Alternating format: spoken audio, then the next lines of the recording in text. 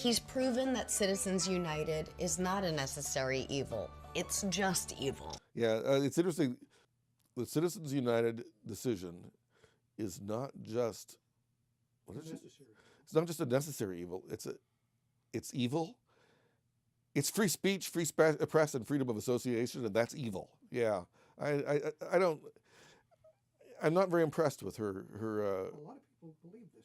Yeah, It's but very compelling to many people. but that's just an assertion. It's a nice little assertion. It doesn't mean anything. She hasn't even explained what the decision meant anywhere in here. We wouldn't even know if I hadn't told you. The person would have no knowledge of what Citizens United really was. Most people don't know that Citizens United was a decision about government suppression of a movie. That's what happened, is the federal government forbade the showing of a movie. You never even hear these people talk about it. Here are these champions of ostensibly free speech loving folk, all these freewheeling talkers who talk about their bushes. And they're defending a practice of suppressing movies. That's what they're doing in the name of politics. That's what they're doing. And we're supposed to be impressed by them. I don't get it. I don't get how anyone in their right mind can, once they know what the Citizens United's decision was, talk about it in such glib terms as it's evil. Citizens United is evil. It's absurd. The argument for it, the argument, that position is absurd.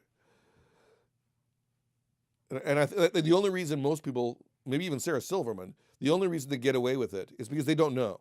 They literally don't know what the situation was. They've just heard from people like Bernie Sanders, who are wielders of half-truths, that it's bad.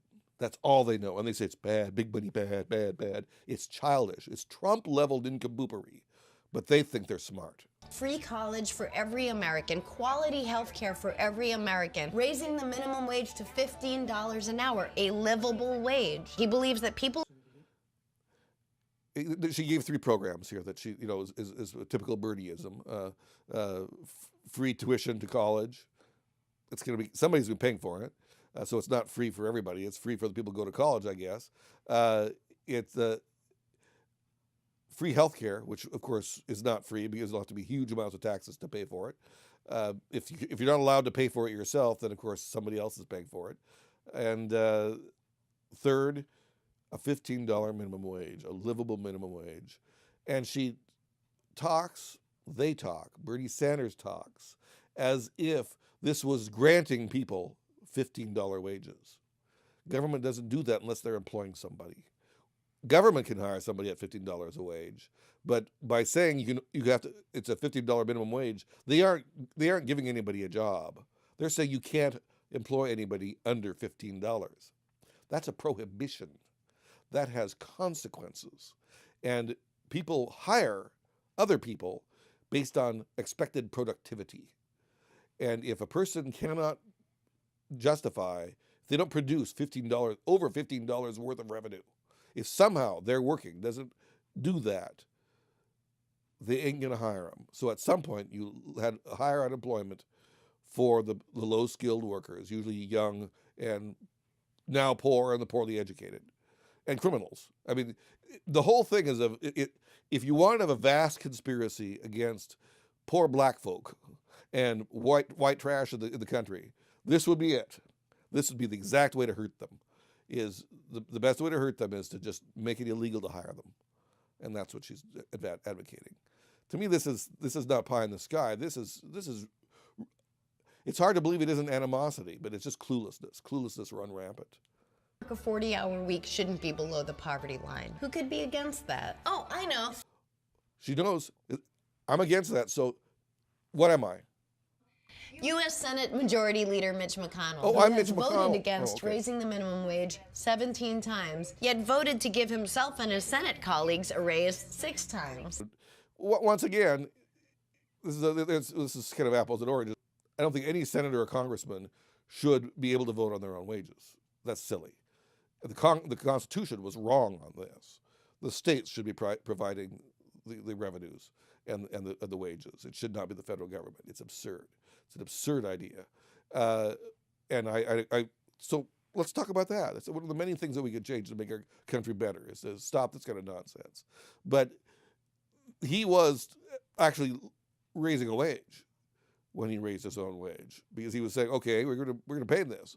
But if he'd voted yes and said, yeah, let's have a $15 minimum wage, he would not have paid for anybody's wages that he'd so far enacted. It's very, very different. A lot of people will vote for Hillary because they don't think Bernie can win. That is what my shrink would call a self-fulfilling prophecy. All you have to do is look at his track record. He's been on the right side of history every single time. Many of these stands Bernie took were unpopular at the time. In fact, Hillary voted in direct opposition to every single one. He voted for those things not because someone who funneled money into his campaign asked him to. He voted for those things because he believed they were right, and history has proved him right every time.